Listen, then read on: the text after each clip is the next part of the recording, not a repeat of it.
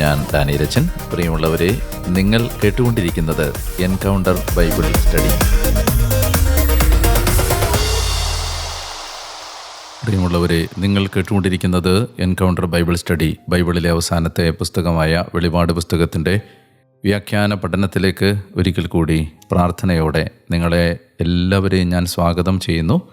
നമ്മൾ വെളിപാട് പുസ്തകത്തിൻ്റെ അവസാന അധ്യായങ്ങളിലൂടെ യാത്ര ചെയ്യുകയാണ്. നമുക്ക് ഇനി ഏതാനും അധ്യായങ്ങൾ കൂടി മാത്രമേ ഈ പുസ്തകം പഠിച്ച് തീർക്കാനായി ഉള്ളൂ എന്നത് വലിയ സന്തോഷമാണ് എനിക്ക് നൽകുന്നത്. വെളിപാട് പുസ്തക പഠനത്തിൽ പങ്കുചേരാൻ ദൈവനിയോഗം ലഭിച്ച നിങ്ങൾ ഓരോരുത്തരെയും ഓർത്ത് ഞാൻ നല്ല കർത്താവിന് നന്ദി പറയുന്നു.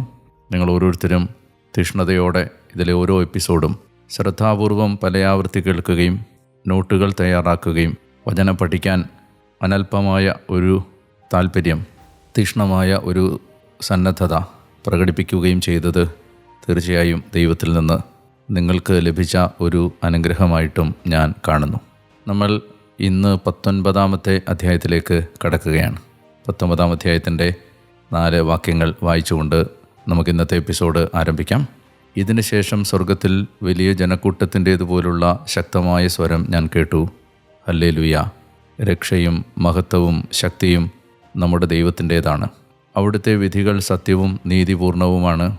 വ്യഭിചാരം കൊണ്ട് ലോകത്തെ മലിനമാക്കിയ മഹാവേശിയെ അവിടുന്ന് വിധിച്ചു. അവരുടെ കൈകൊണ്ട് ചിന്തിയ അവിടുത്തെ ദാസരുടെ രക്തത്തിന് അവിടുന്ന് പ്രതികാരം ചെയ്തു. രണ്ടാമതും അവർ പറഞ്ഞു, ഹല്ലേലൂയ! അവളുടെ പുക എന്നേക്കും ഉയർന്നുകൊണ്ടിരിക്കുന്നു. അപ്പോൾ 24 ശ്രേഷ്ഠന്മാരും 4 ജീവികളും ആമേൻ ഹല്ലേലൂയ എന്ന് പറഞ്ഞുകൊണ്ട് സാഷ്ടാംഗം പ്രണമിച്ച് സിംഹാസനസ്ഥനായ ദൈവത്തെ ആരാധിച്ചു. നമ്മൾ വെളിപാട് പുസ്തകം 19-ാം അധ്യായത്തിൽ ആദ്യം കാണുന്ന ഈ 4 വാക്യങ്ങൾ സ്വർഗത്തിലെ ദൈവജനത്തിൻ്റെ വിജയഗീതമാണ്. ഇവർ ഇപ്പോൾ സന്തോഷിച്ച് ആ സന്തോഷത്തിൽ ആഹ്ലാദത്തിൽ ദൈവത്തെ ആരാധിക്കുന്നത് ബാബിലോണിൻ്റെ മേൽ ദൈവം ശിക്ഷാവിധി നടത്തിയതിൻ്റെ പശ്ചാത്തലത്തിലാണ്. ഈ ദൈവാരാധനയിൽ അവർ ദൈവത്തെ മഹത്വപ്പെടുത്തുന്നത് ദൈവം ബാബിലോണിനെ ശിക്ഷ വിധിച്ചു എന്ന ആ അറിവിലും ആഹ്ലാദത്തിലുമാണ്. ആരാണ് ഈ വലിയ ജനക്കൂട്ടം? വെളിപാട് 7:9 മുതൽ 14 വരെ വാക്യങ്ങളിൽ നമ്മൾ ഇവരെ കണ്ടിരുന്നു. വലിയ ഞെരുക്കത്തിൽ നിന്ന് വന്നവർ, കുഞ്ഞാടിൻ്റെ രക്തത്തിൽ തങ്ങളുടെ അങ്കി കഴുകി വെണ്മയാക്കിയ ആ വലിയ ജനാവലി. അവരാണ് ഇവിടെ ഇപ്പോൾ ദൈവത്തെ ആരാധിക്കുന്നത്. അതുപോലെ തന്നെ അവരെ പിന്നെ നമ്മൾ കണ്ടത് 15-ാം അധ്യായത്തിൻ്റെ 2 മുതൽ 4 വരെ വാക്യങ്ങളിലായിരുന്നു. മോശയുടെ ഗീതവും കുഞ്ഞാടിൻ്റെ ഗീതവും ആലപിച്ച ആ വലിയ ജനക്കൂട്ടം. ഹല്ലേലൂയ എന്ന വാക്ക് പുതിയ നിയമത്തിൽ ആകെ 4 തവണ മാത്രമേ ഉദ്ധരിച്ചിട്ടുള്ളൂ എന്നത് ഒരുപക്ഷെ നിങ്ങൾക്ക് പുതിയ അറിവായിരിക്കും. ആകെ 4 തവണ മാത്രമാണ് പുതിയ നിയമത്തിലാകെ ഹല്ലേലൂയ എന്ന വാക്ക് ഉപയോഗിച്ചിട്ടുള്ളത്. അതിൽ 4 വെളിപാട് പുസ്തകത്തിലാണ്. അതിൽ 4 വെളിപാട് പുസ്തകം 19-ാം അധ്യായത്തിലാണ്. ഹല്ലേലൂയ ഉയരുന്നത് ദൈവത്തിൻ്റെ ശത്രുക്കളെല്ലാം കീഴടങ്ങി കഴിയുമ്പോഴാണ്. 19-ാം അധ്യായത്തിൻ്റെ 1-ൽ നമ്മൾ ആ വാക്യം കണ്ടു, വലിയ ജനക്കൂട്ടത്തിൻ്റെ ഇതുപോലുള്ള ശക്തമായ സ്വരം ഹല്ലേലൂയ. 3-ൽ നമ്മളത് കണ്ടു, രണ്ടാമതും അവർ പറഞ്ഞു ഹല്ലേലൂയ. 4-ൽ നമ്മളത് കണ്ടു, 24 ശ്രേഷ്ഠന്മാരും 4 ജീവികളും ആമേൻ ഹല്ലേലൂയ എന്ന് പറഞ്ഞ് സാഷ്ടാംഗം പ്രണമിച്ച് ദൈവത്തെ ആരാധിച്ചു. ഇനി 6-ലും നമ്മൾ ആ വാക്ക് ഹല്ലേലൂയ കാണുകയാണ്. ഇനി ഈ ആരാധനയിൽ ഈ വലിയ ജനക്കൂട്ടം മാത്രമല്ല പങ്കുചേരുന്നത്, 24 ശ്രേഷ്ഠന്മാരും 4 ജീവികളും. അവരെ നമ്മൾ വെളിപാടിൻ്റെ ആരംഭ അധ്യായത്തിൽ കണ്ടതാണ്. അവരും ഈ ആരാധനയിൽ, ഈ സ്വർഗീയ ആരാധനയിൽ പങ്കുചേരുന്നു. സഭയുടെ ആരാധനയുടെ ഒരു വലിയ പ്രത്യേകതയാണ് ഇവിടെ നമ്മൾ വായിച്ച് മനസ്സിലാക്കുന്നത്. ഭൂമിയിലുള്ള മനുഷ്യർ മാത്രമല്ല സഭയുടെ ആരാധനയിൽ പങ്കുചേരുന്നത്. In every divine liturgy the participation is from earth and from heaven. അതായത് ഓരോ സ്വർഗീയ ആരാധനയിലും സഭയുടെ ആരാധനയിലും ഭൂമിയിലുള്ളവർ, ശുദ്ധീകരണാത്മാക്കൾ, സ്വർഗത്തിലുള്ളവർ എല്ലാം പങ്കുചേരുന്നുണ്ട്. അതുകൊണ്ട് തന്നെ ആരാധനയിൽ ഈ മരണത്തിനപ്പുറത്തേക്ക് പോയവരെ നമ്മൾ ഗൗരവമായി പരിഗണിക്കേണ്ടതുണ്ട്. അവരെ ഓർക്കേണ്ടതുണ്ട്. അവരെ ഓർത്ത് ദൈവത്തിന് നന്ദി പറയേണ്ടതുണ്ട്. അവരുടെ പാപങ്ങൾക്ക് പരിഹാരം ചോദിച്ച് ശുദ്ധീകരണാത്മാക്കൾക്ക് വേണ്ടി പ്രാർത്ഥിക്കേണ്ടതും ഉണ്ട്. 3 സഭയാണല്ലോ. സഹനസഭ, സമരസഭ, വിജയസഭ. സമരസഭയാണ് ഭൂമിയിലുള്ള സഭ. സഹനസഭയാണ് ശുദ്ധീകരണാത്മാക്കളുടെ സഭ. വിജയസഭയാണ് വിജയിച്ച് സ്വർഗത്തിലെത്തിയവരുടെ സഭ. അങ്ങനെ ഓരോ ഡിവൈൻ ലിറ്റർജിയിലും സഭയുടെ ആരാധനയിലും ഈ 3 കൂട്ടം ആളുകളും പങ്കുചേരുന്നുണ്ട് എന്നതിൻ്റെ തെളിവ് കൂടിയാണ് 24 ശ്രേഷ്ഠന്മാർ, 4 ജീവികൾ, വലിയ ജനക്കൂട്ടം എല്ലാവരും ചേർന്ന് ബാബിലോണിൻ്റെ തകർച്ചയിൽ ദൈവത്തെ ആരാധിക്കുന്ന ഈ ചിത്രം. അപ്പോൾ അത് തന്നെയാണ് സഭയുടെ ലിറ്റർജിയുടെ ആരാധനയുടെ സവിശേഷതയും അനന്യതയും. നമ്മൾ മറ്റേതെങ്കിലും പ്രാർത്ഥനകൾ ചൊല്ലുന്നതിനേക്കാളും എത്രയോ ശ്രേഷ്ഠമാണ് സഭയുടെ പൊതുവായ ആരാധനയുടെ പ്രാർത്ഥനകൾ, സഭയുടെ ഔദ്യോഗിക പ്രാർത്ഥനകൾ, പ്രത്യേകിച്ച് വിശുദ്ധ കുർബാന, സഭയുടെ കാനോന നമസ്കാരങ്ങൾ, യാമപ്രാർത്ഥനകൾ, കാനോനിക്കൽ അവേഴ്സ്. ഇതെല്ലാം നമുക്ക് വളരെ ഗൗരവമായ പ്രാർത്ഥനാനുഭവമാണ് തരുന്നത്. അതിൻ്റെ മൂല്യം മറ്റ് പ്രാർത്ഥനകളെക്കാൾ വളരെ ഉയർന്ന നിലവാരത്തിൽ ഉള്ളതാണ്. ഇത് കഴിയുമ്പോൾ നമ്മൾ ഒരു അനൗൺസ്മെൻറ്റ് കേൾക്കുകയാണ്. അതായത് ഈ ആരാധന സത്യത്തിലൊരു പ്രഖ്യാപനമാണ്. ആ പ്രഖ്യാപനം പറയുന്നത് വ്യഭിചാരം കൊണ്ട് ലോകത്തെ മലിനമാക്കിയ മഹാവേശ്യ വിധിക്കപ്പെട്ടു എന്നാണ്. ആ മഹാവേശ്യ അവിശ്വസ്തയായ ജെറുസലേമാണ് എന്ന് നമ്മൾ കണ്ടിരുന്നു. അവൾ വിധിക്കപ്പെട്ട് കഴിയുമ്പോൾ മറ്റൊരു സ്ത്രീ ഇനി അവതരിപ്പിക്കപ്പെടുകയാണ്. മഹാവേശ്യയുടെ സ്ഥാനത്ത്, അവിശ്വസ്തയായ ജെറുസലേമിൻ്റെ സ്ഥാനത്ത് സ്വർഗീയ മണവാട്ടി അണിഞ്ഞ് ഒരുങ്ങുകയാണ്. അതിൻ്റെ പ്രഖ്യാപനമാണ് നമ്മൾ തുടർന്ന് വായിക്കാൻ പോകുന്നത്. 5 മുതലുള്ള വാക്യങ്ങൾ വായിക്കുന്നു. സിംഹാസനത്തിൽ നിന്ന് ഒരു സ്വരം കേട്ടു. ദൈവത്തിൻ്റെ ദാസരും അവിടുത്തെ ഭയപ്പെടുന്നവരും ചെറിയവരും വലിയവരുമായ നിങ്ങളെല്ലാവരും നമ്മുടെ ദൈവത്തെ സ്തുതിക്കുവിൻ. പിന്നെ വലിയ ജനക്കൂട്ടത്തിൻ്റെയും പെരുവെള്ളത്തിൻ്റെയും ഗംഭീരമായ ഇടിമുഴക്കത്തിൻ്റെയും ശബ്ദം പോലെയുള്ള ഒരു സ്വരം ഞാൻ കേട്ടു. ഹല്ലേലൂയ! സർവശക്തനും നമ്മുടെ ദൈവവുമായ കർത്താവ് വാഴുന്നു. നമുക്ക് ആനന്ദിക്കാം, ആഹ്ലാദിച്ച് ആർപ്പ് വിളിക്കാം, അവിടുത്തേക്ക് മഹത്വം നൽകാം. എന്തെന്നാൽ ഇനിയുള്ളത് ശ്രദ്ധിക്കുക. കുഞ്ഞാടിൻ്റെ വിവാഹം സമീപിച്ചിരിക്കുന്നു, അവിടുത്തെ മണവാട്ടി അണിഞ്ഞൊരുങ്ങിക്കഴിഞ്ഞു. മഹാവേശ്യയായ ബാബിലോൺ വിധിക്കപ്പെട്ട സ്ഥാനത്ത്, അല്ലെങ്കിൽ അവിശ്വസ്തയായ ജെറുസലേം തിരസ്കരിക്കപ്പെട്ട് നാശത്തിലേക്ക് പോയ സ്ഥാനത്ത് ഇതാ കുഞ്ഞാടിൻ്റെ യഥാർത്ഥ മണവാട്ടി അണിഞ്ഞൊരുങ്ങിക്കഴിഞ്ഞിരിക്കുന്നു. ശോഭയേറിയതും നിർമ്മലവുമായ മൃദുല വസ്ത്രം ധരിക്കാനുള്ള അനുഗ്രഹം അവൾക്ക് നൽകപ്പെട്ടിരിക്കുന്നു. ആ വസ്ത്രം വിശുദ്ധരുടെ സൽപ്രവൃത്തികളാണ്. ഇവിടെ ആരാധനയുടെ കാരണം ഒരിക്കൽ കൂടി വിവരിക്കുകയാണ്. നമ്മൾ ആദ്യം മനസ്സിലാക്കിയത് ബാബിലോണിൻ്റെ നാശത്തിലാണ് അവർ ദൈവത്തെ സ്തുതിച്ചത്. എന്നാൽ ആ കാരണത്തിൽ നിന്ന് അതിനേക്കാൾ മഹത്വമേറിയ ആ രണ്ടാമത്തെ കാരണത്തിലേക്ക് ആരാധനയുടെ ദിശ മാറുകയാണ്. കുഞ്ഞാടിൻ്റെ വിവാഹ വിരുന്ന് സമീപിച്ചിരിക്കുന്നു, മണവാട്ടി തയ്യാറായിരിക്കുന്നു. ഇതാണ് ഇവിടെ അവതരിപ്പിക്കപ്പെടുന്ന പുതിയ പ്രമേയം. ഈ 7-ാമത്തെ വാക്യത്തിലാണ് കുഞ്ഞാടിൻ്റെ മണവാട്ടിയെക്കുറിച്ച് നമുക്കൊരു സൂചന ലഭിക്കുന്നത്. സങ്കീർത്തനം 45 രാജകീയ വിവാഹത്തിൻ്റെ സങ്കീർത്തനമാണ്. ദൈവവും ഇസ്രായേലും തമ്മിലുള്ള ബന്ധത്തെ വ്യാഖ്യാനിക്കാൻ ബൈബിൾ മിക്കവാറും നൽകിയിരുന്ന വളരെ മനോഹരമായ ഒരു പ്രതീകമായിരുന്നു വിവാഹത്തിൻ്റെ പ്രതീകം.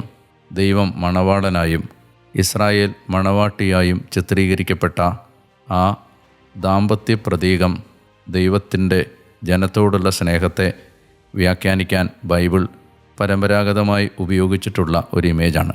യെശയ്യാ 54:5 വായിക്കുന്നുണ്ട്. ഇസ്രായേലിനോട് പറയുകയാണ്, നിൻ്റെ സ്രഷ്ടാവാണ് നിൻ്റെ ഭർത്താവ്. Your maker is your husband. യെശയ്യായിൽ മാത്രമല്ല, പിന്നീട് ഹോസിയായിൽ 2-ാം അധ്യായത്തിൽ 16 മുതൽ 25 വരെയുള്ള വാക്യങ്ങളിൽ തിരിച്ചു വരുന്ന ഇസ്രായേൽ യഹോവയായ തന്നെ എൻ്റെ പ്രിയതമൻ അഥവാ എൻ്റെ ഹസ്ബൻഡ് എന്ന് വിളിക്കുമെന്ന് ഹോസിയ പ്രവചിച്ചിരുന്നു. അതുപോലെ തന്നെയാണ് എസെക്കിയേലിലും 16-ാം അധ്യായം 6 മുതൽ 14 വരെയും ഈ ഒരു പ്രതീകം തന്നെ ആവർത്തിക്കപ്പെടുന്നതും കാണാൻ കഴിയും. ഞാൻ പറഞ്ഞു വരുന്നത്, കുഞ്ഞാടിൻ്റെ വിവാഹ വിരുന്ന് മണവാട്ടി തയ്യാറായി കഴിഞ്ഞു എന്ന അനൗൺസ്മെൻറ്റ് കേൾക്കുമ്പോൾ നമ്മുടെ മനസ്സിലേക്ക് വരേണ്ട ചില പഴയ നിയമ ചിത്രങ്ങളാണ്. 45-ാം സങ്കീർത്തനം ദൈവവും ജനവും തമ്മിലുള്ള രാജകീയ വിവാഹത്തിൻ്റെ സങ്കീർത്തനമാണ്. യെശയ്യാ 54:5, ഹോസിയ 2:16 മുതൽ 25 വരെ, എസെക്കിയേൽ 16:6 മുതൽ 14 വരെ, തുടങ്ങിയ വാക്യങ്ങളെല്ലാം സൂചിപ്പിക്കുന്നത് ഈ മണവാളൻ മണവാട്ടി ബന്ധം, ഇസ്രായേലും ദൈവവും തമ്മിലുള്ള ബന്ധം. യെശയ്യാ 61:10 ഇത് മുൻകൂട്ടി പ്രവചിച്ചിട്ടുണ്ട്.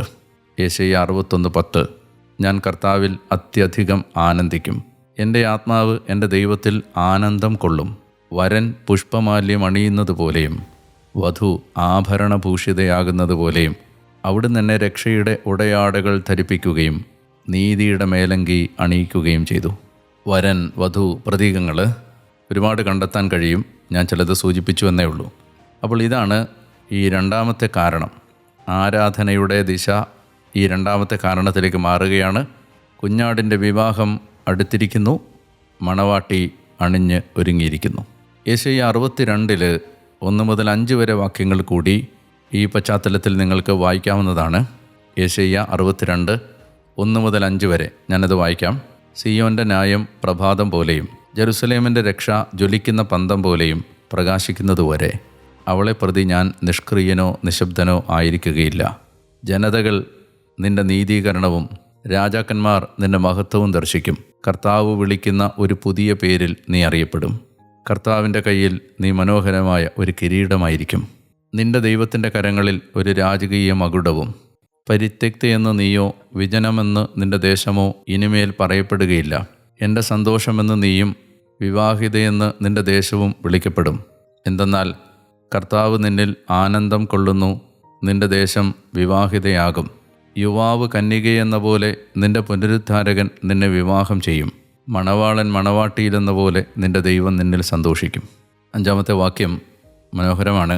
യുവാവ് കന്യകയെ എന്ന പോലെ നിന്റെ പുനരുദ്ധാരകൻ നിന്നെ വിവാഹം ചെയ്യും. മണവാളൻ മണവാട്ടിയിലെന്ന പോലെ നിന്റെ ദൈവം നിന്നിൽ സന്തോഷിക്കും. തൻ്റെ ജനത്തെ ദൈവം വിവാഹം ചെയ്യുമെന്നും അങ്ങനെ ജെറുസലേം പുനരുദ്ധരിക്കപ്പെടുമെന്നും ആവർത്തിച്ച് പ്രവാചകന്മാർ പറഞ്ഞ് തന്ന പഴയ നിയമ പ്രവചനങ്ങളെല്ലാമാണ് ഈ കുഞ്ഞാടിൻ്റെ വിവാഹ വിരുന്നിലും മണവാട്ടി അണിഞ്ഞ് ഒരുങ്ങുന്നതിലും പൂർത്തിയാവുന്നത്. പുതിയ നിയമത്തിലേക്ക് വരുമ്പോൾ ഈ ഇമേജ് കുറേ കൂടി മിഴിവാർന്നതായി മാറുന്നുണ്ട്. പുതിയ നിയമത്തിൽ മത്തായിയുടെ സുവിശേഷം 9-ാം അധ്യായം 15-ാമത്തെ വാക്യത്തിൽ ഈശോ തന്നെ മണവാളൻ എന്ന് അഭിസംബോധന ചെയ്യുന്നുണ്ട്.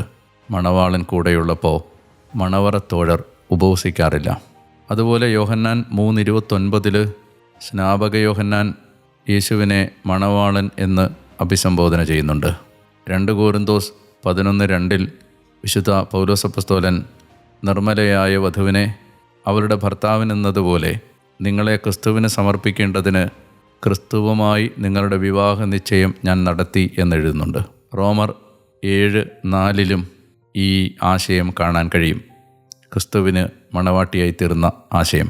പൗലോസ് അപ്പോസ്തലൻ എഫെസോസ് ലേഖനത്തിലേക്ക് വരുമ്പോൾ ക്രിസ്തുവും സഭയും തമ്മിലുള്ള ബന്ധത്തെ ഭാര്യാഭർത്തൃ ബന്ധമായിട്ടാണ് വിശദീകരിക്കുന്നത്.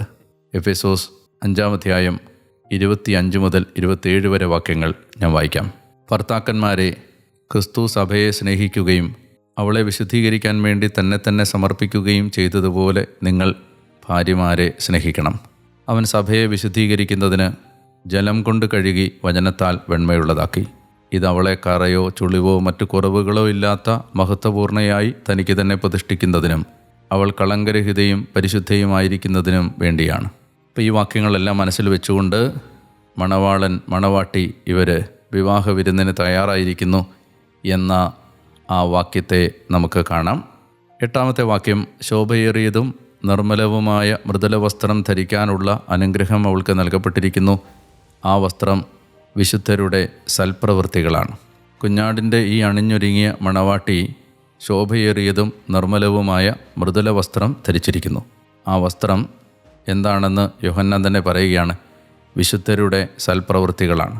വിശ്വാസവും സ്നേഹവും, അല്ലെങ്കിൽ ഗലാത്യ ലേഖനത്തിൽ കുറെ കൂടി വ്യക്തതയോടെ പറഞ്ഞു തന്നതുപോലെ സ്നേഹത്തിലൂടെ പ്രവർത്തനനിരതമായ വിശ്വാസമാണ് ഈ വിശുദ്ധരുടെ മൃദുല വസ്ത്രം, വിവാഹ വസ്ത്രം.